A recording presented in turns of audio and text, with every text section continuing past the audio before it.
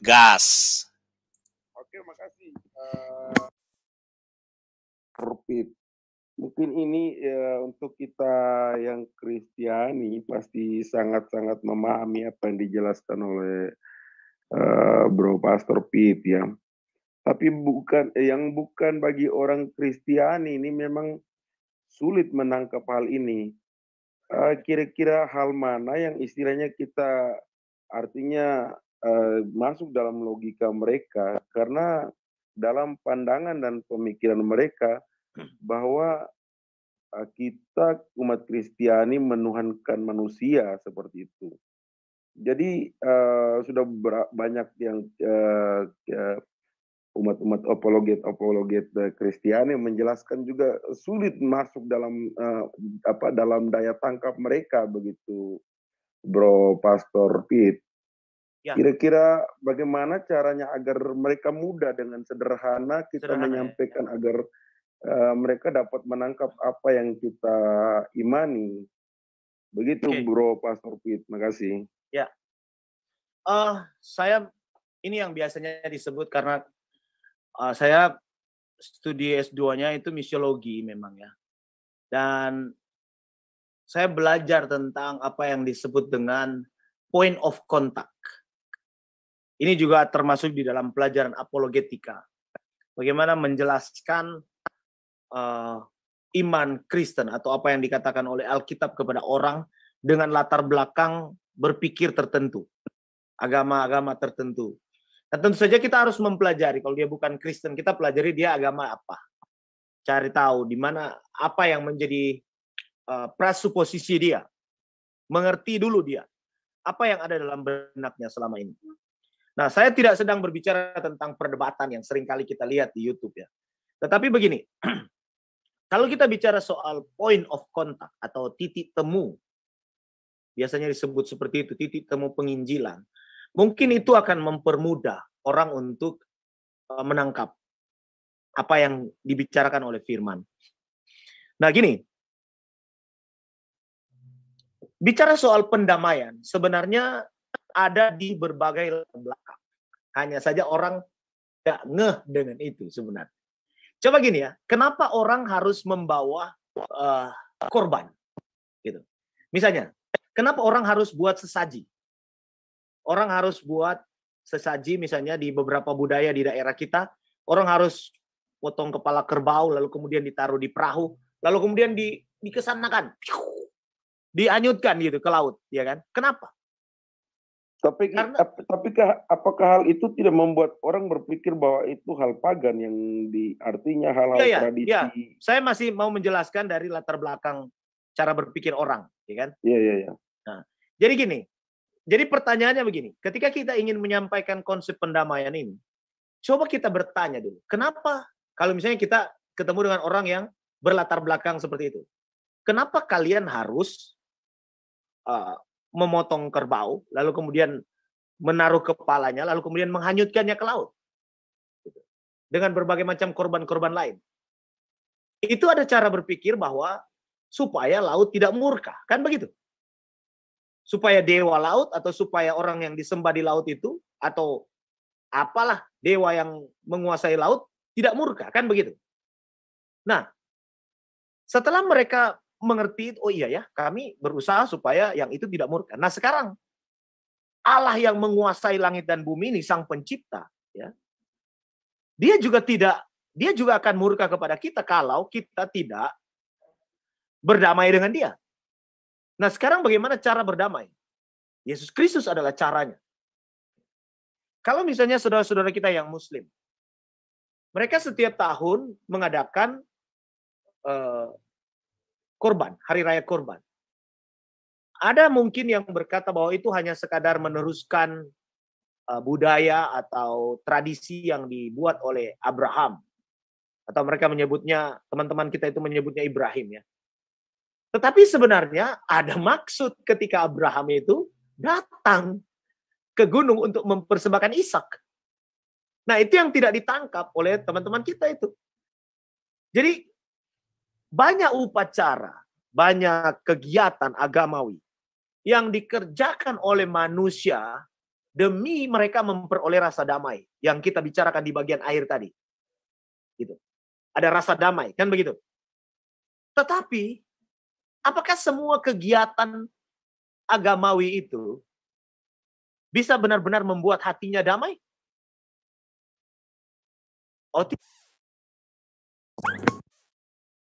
mereka tidak memiliki rasa damai yang sempurna. Karena tidak nyambung, Pak Pastor. Beda gitu. Tidak nyambung. Karena bukan itu tuntutan Allah. Korbannya apa? Korbannya harus korban sempurna. Yesus Kristus. Orang Israel disuruh mempersembahkan korban di bait Allah. Bait Allah. Tapi apakah korban itu adalah korban-korban sempurna? Tidak. Semua korban itu hanya bayangan untuk korban Kristus sebagai konsep pendamaian. Gitu. Jadi apa yang dikerjakan sejak perjanjian lama itu sedang menunjukkan bahwa kalau mau berdamai harus ada rekonsiliator. Dalam perjanjian lama sudah dimulai ketika manusia jatuh dalam dosa dan mereka berusaha menutupi dirinya dengan dedaunan, bersembunyi, dan bahkan menyalahkan. Itu 3 hal yang dilakukan orang ketika berbuat dosa. Apa yang Tuhan lakukan kepada mereka? Tuhan ambil korban. Kambing, hewan, lalu kemudian kulitnya dipakaikan kepada mereka. Itu sedang melambangkan bagaimana Kristus akan menutupi mereka. Manusia yang berdosa ini. Nah, jadi maksud saya begini, Pak Arjuna. Ada point of contact yang bisa kita gunakan untuk menyampaikan Injil Yesus Kristus ini. Salah satunya tadi, ya, korban-korban yang dilakukan oleh saudara-saudara kita yang bukan Kristen. Demi apa itu semua? Kalau bukan untuk demi rasa damai. Kan begitu? Ya kan? Gitu Pak Arjuna. Iya, Kira-kira. hanya dalam istilahnya logika mereka, hal yang suatu tidak mungkin, misalnya Tuhan mau datang sebagai manusia itu yang tidak masuk di akal. Ya, betul. Kristen pasti sangat mudah memahami hal itu. Begitu. Malah membanding-bandingkan, Pak. Apa bedanya Abraham dengan Yesus gitu, masalah penciptaan atau apa yang dia bilang. Nah, ini kan mereka ini sudah ngaco gitu. Jadi gini, teman-teman, kalau bicara soal masuk akal dengan tidaknya, seberapa besar akal kita sebenarnya? Seberapa sempurna akal kita? Gitu. Kita tidak bisa memasukkan Allah yang maha dahsyat, maha besar itu ke dalam batok kepala kita ini yang hanya seukuran tempurung kelapa. Itu yang pertama. Tetapi begini, kalau kita berhadapan dengan orang lain yang berkata bahwa Allah kok jadi manusia. Ingat ya, di dalam Alkitab, Allah menjadi manusia itu demi sebuah misi. Sebuah misi penyelamatan. Jadi Allah jadi manusia tidak mentok hanya Allah jadi manusia. Jadi ini tidak seperti konsep orang-orang Yunani yang kalau ada dewa di langit mau bertemu manusia, dia bisa main-main ke dunia dengan cara jadi manusia. Lalu kemudian dia kawin dengan seseorang yang paling cantik dia pilih. Lalu kemudian lahirlah seorang anak. Lalu ada seorang anak yang lahir setengah dewa.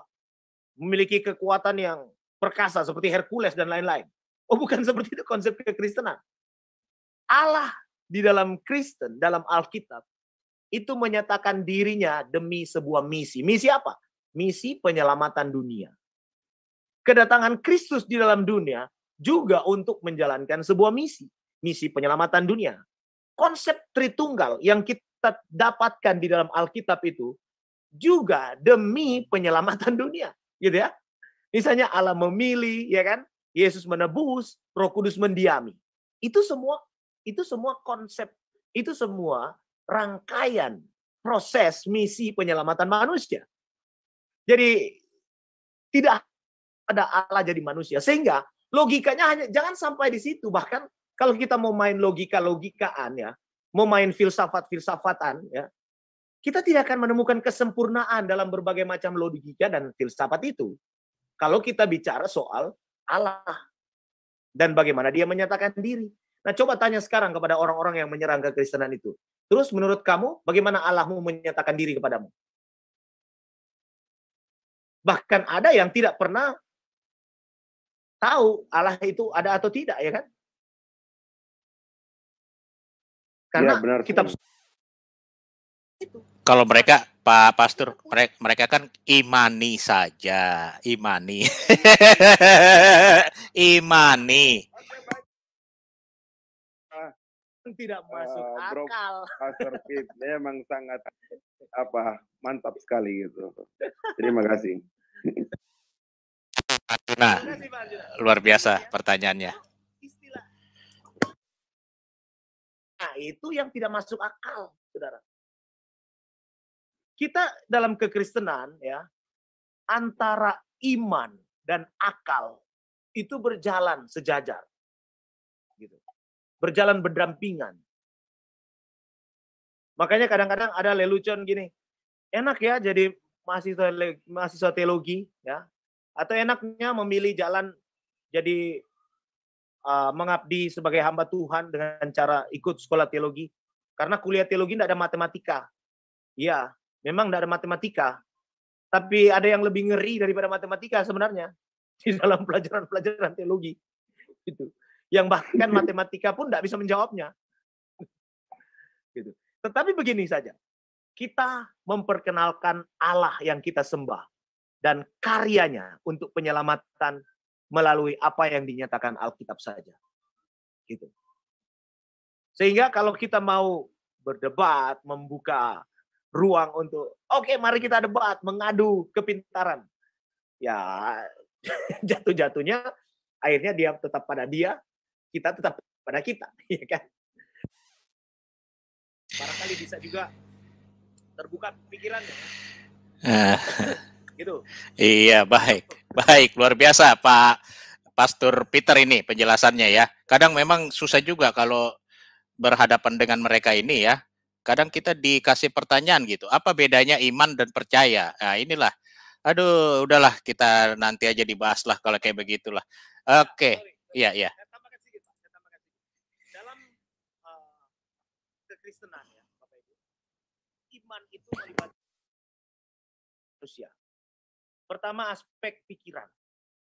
Dalam arti begini, Anda harus mengerti apa yang Anda percayai. Gitu. Artinya kalau kita mau percaya kepada Kristus, saudara harus tahu apa yang dia lakukan untukmu. Sesederhana itu sebenarnya. Oh, dia datang ke dalam dunia, mati di kayu salib untukku. Sebatas itu sudah cukup. Tetapi yang kedua, ada aspek perasaan. Perasaan apa yang harus kita miliki? Perasaan kesadaran bahwa saya ini orang berdosa yang tidak mampu berbuat apa-apa.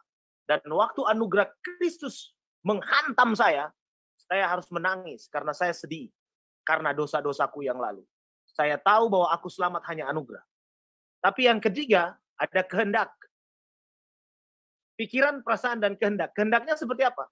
Kehendak adalah memutuskan, saya mau ikut Yesus, saya mau menerima Yesus.